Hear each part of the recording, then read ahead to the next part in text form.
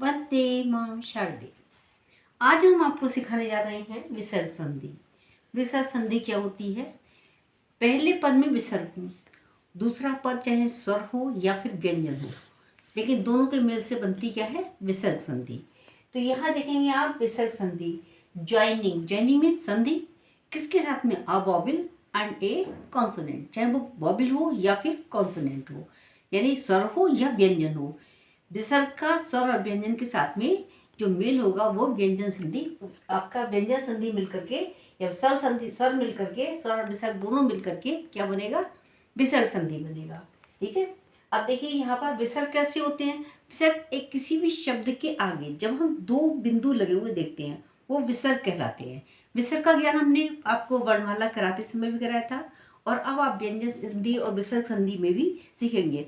व्यंजन संधि के मेल से बनेगी और स्वर संधि के मेल से बनेगी। ठीक है, क्या बनेगी? विसर्ग संधि। तो ये होते हैं आपके विसर्ग। यहाँ पर देख रहे हैं आप, ये विसर्ग हैं। यहाँ भी हमने बताया है ज्वाइनिंग ऑफ विसर्ग, यानी विसर्ग का मेल होना। यहाँ पर विसर्ग दिखाए हैं और यहाँ विसर्ग आपको बता दिया है। विसर्ग के बाद किसी स्वर या व्यंजन के आने से विसर्ग के परिवर्तित रूप को, जो परिवर्तित रूप होता है, जो बदल जाता है, जो चेंज हो जाता है, उसको हम विसर्ग संधि कहते हैं। अब उसमें क्या क्या नियम हैं उनको आप देखते चलिए। नियम बहुत आसान है, समझते चलिए, समझते समझते ही आपको याद हो जाएंगे। देखिए आप, विसर्ग का श होना, जहाँ भी विसर्ग हो आपके पहले पद के अंतिम विसर्ग होंगे तो उनका श यानी शलगम होना। ठीक है। विसर्ग से पूर्व कोई स्वर हो, जहाँ विसर्ग लगे उससे पहले कोई स्वर हो, ध्यान दीजिए, विसर्ग से पहले स्वर आए। ठीक है। और बाद में क्या हो? च, छ और श हो, तो सबका श हो जाता है। ठीक है। चाहे वो विसर्ग के या पहले विसर्ग के पूर्व में कोई स्वर हो, उसके बाद में च हो, छ हो और श हो, लेकिन हो क्या जाएगा? उसका विसर्ग होकर श हो जाएगा। अब देखें आप, नी प्लस चिंत बनेगा निश्चिंत। क्या बन यहाँ पे? अब आप ये देख रहे हैं यहाँ पे ये विसर्ग है, इससे पूर्व क्या है? स्वर। स्वर कौन सा हमारा? ई स्वर्ग, ई स्वर है। ई स्वर से पहले, इससे पहले बाद में क्या है? विसर्ग है, यानी इन विसर्ग से पहले ई स्वर है। ई स्वर प्लस च क्या बना? शा बन गया। ठीक है। नी प्लस चिंत निश्चिंत। अब अगला एग्जाम्पल देखें, दु प्लस चक्र, यहाँ भी च है और यहाँ विसर्ग है, और विसर्ग से पहले क्या है? उ आपका स्वर है। उ स्वर विसर्ग वाला प्लस च, ठीक है, क्या बना? शा। ये यहाँ पर शा बना और यहाँ भी शा। ठीक है, शा हो गया।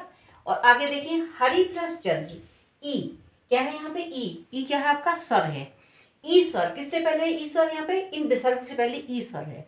विसर्ग से पहले कोई भी स्वर हो और प्लस में चा हो, ठीक है, चा हो, छ हो या श हो, तो क्या हो जाएगा? उनका श बन जाएगा। आगे भी इसी तरीके से हरि प्लस चंद्र क्या बना? हरिश्चंद्र। तो यहाँ पर भी पहले स्वर है और स्वर के बाद में विसर्ग है और फिर चा है, तो हरिश्चंद्र ये बने यहाँ पे श। दु प्लस चरित्र, ठीक है, दु उ, यहाँ पर उ क्या है? हमारा स्वर है, उ स्वर, और ये क्या है? च, तो क्या बना? श, दुष्चरित्र। ये यहाँ पर संधि बन के आया है। नी प्लस च, ये भी हमारा क्या है? ई, छोटी ई, और क्या है? इससे बाद में क्या है? विसर्ग है, यानी विसर्ग से पहले स्वर और च, इनके योग से क्या बना? निश्चय। नी प्लस च निश्चय। इसी तरीके से इसमें बनेगा दु प्लस शासन, दुशासन। तो यहाँ पर क्या है? ये विसर्ग है और उससे पहले क्या है? वो हमारा स्वर है। ठीक है। और उसके बाद में क्या है? श, तो क्या बना? दुशासन।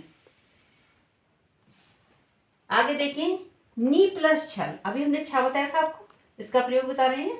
नी प्लस छल, नी क्या है हमारा? ई का में है स्वर में, ये स्वर यानी ये स्वर, और स्वर के बाद क्या है? विसर्ग, यानी विसर्ग से पहले स्वर होना और छ होना, तो बनेगा नी प्लस छल निश्चल।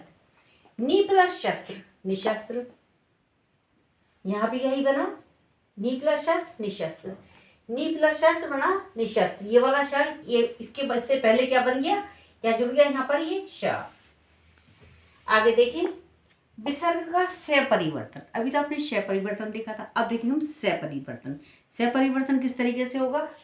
देखिए, यदि विसर्ग के बाद, ये तो था विसर्ग से पहले, और दूसरे में क्या हमारी कंडीशन है, क्या शर्त है? कि विसर्ग के बाद में, विसर्ग के बाद त थ प स हो तो, ठीक है, ये वाली ये वाले वर्ण हमारे हो तो उनका स आदेश हो जाता है, उनको क्या बन जाता है, स हो जाता है। कैसे बनता है, दू प्लस तर, क्या है, विसर्ग के बाद में क्या क्या हो हमारे त, देखिए ये ता है और ये विसर्ग है, यहाँ पे विसर्ग के बाद में ता आ गया तो क्या बना, दुस्तर, ये स आदेश हो गया। अतः प्लस स्थल, क्या बना, प्लस स्थल अंतस्थल, आधा से आदेश हो गया। नमः प्लस ते, इन विसर्गों को क्या हुआ, से आदेश हो गया तो क्या बना, नमस्ते। इसी तरह अगला एग्जाम्पल देखिए, नी प्लस सहाय, ठीक है, यानी विसर्ग यहाँ पर है और विसर्ग के बाद में क्या है, स है यहाँ पर, तो क्या बन गया, निस्सहाय। इन विसर्गों को क्या आदेश हुआ, स आदेश होने पर आधा सा बन रह गया, नी प्लस सहाय निस्सहाय। इस तरह अगला एग्जाम्पल देखिए, नी प्लस तेज निस्तेज। अगला एग्जाम्पल, नी प्लस तार बना निस्तार। आगे अब देखिए, इसका हमने समझा दिया आपको क्या क्या बन जाता है, श हो जाता है, सा हो जाता है। अब हम आपको सिखाएंगे श षटकोण वाला श, वो किस तरीके से बनता है, कि विसर्गों को श आदेश किस तरीके से होता है। आगे देखिए, विसर्ग का श में परिवर्तन होना, श षटकोण, ठीक है। यदि विसर्ग के पहले ई उ हो और बाद में क्या हो, क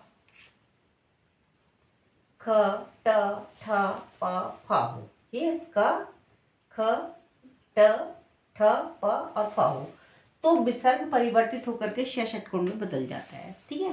यदि विसर्ग से पहले क्या हो, ई और उ हो, ठीक है, ई या उ हो, कोई भी हो, चाहे स्वर आप, ये वाला स्वर आपका, बाद में क्या है, बाद में ये वाले व्यंजन हो, तो कौन सी संधि हो जाएगी, व्यंजन संधि होगी, लेकिन परिवर्तन किस में होगा, श षटकोण में।